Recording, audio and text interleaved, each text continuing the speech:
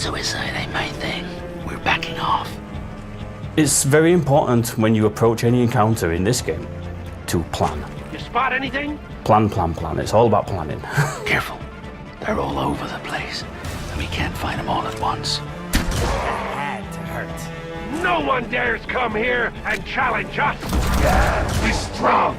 We got metal giant. Neutralize all mutant intruders. When we were prototyping the Mutant Year Zero video game, we wanted the game to feel very close to the experience you have when you play the pen and paper role-playing game. And that's when we landed on the real-time and tactical approach. The tactical approach is our version of the pen and paper rolling the dice, and the real-time is our version of you exploring ruins and look for items that you can use. Then you may come across an enemy encounter, and you'll fight some people.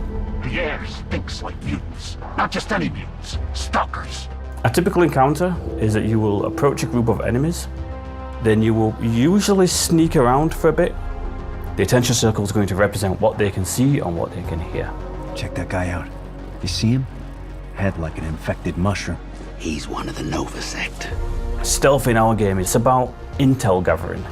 Gathering as much information as you can about the enemies you're about to face, so you feel like you can prepare yourself to take them on. Hear my voice within your heads. And then once you know what kind of enemies are here, then you'll probably look at your mutation loadout and make sure that you've got the most optimal mutations equipped. Different combinations of these mutations will allow for different types of benefits. So for example, if you've got the Dux's Mothwings mutation, which allows you to fly, then you best equip a passive mutation which allows you to get a super high critical chance from high ground. That's the perfect combination. So now I can get high whenever I want and get really high crit bonuses because of my second passive mutation. Then you'll probably try to work out are any of these enemies isolated enough for me to kill without alerting all the others, just to get the numbers a little bit more skewed in your favor. And also you might want to position a character to be on high ground before you even start combat so that you know he's got some bonuses on his mutations that allow for high ground bonuses.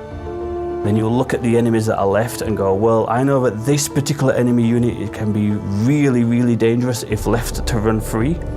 So I might want to use a mutation which will lock him in place and deal lots of damage to get rid of him straight away.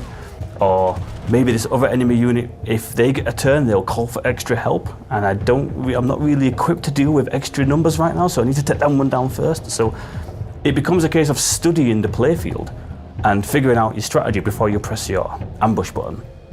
And then when you're in tactical, it's all about trying to make your plan work. And if it doesn't work, then thinking on your feet and trying not to use up all your grenades because they're quite expensive to buy, and trying not to take too much damage because medpicks are also quite expensive to get yourself health back. So it's a game which emphasizes planning more than most games. And I think that's part of our strength, that it's a game which demands that you approach situations in a clever way, because if you're not clever, you'll just be punished.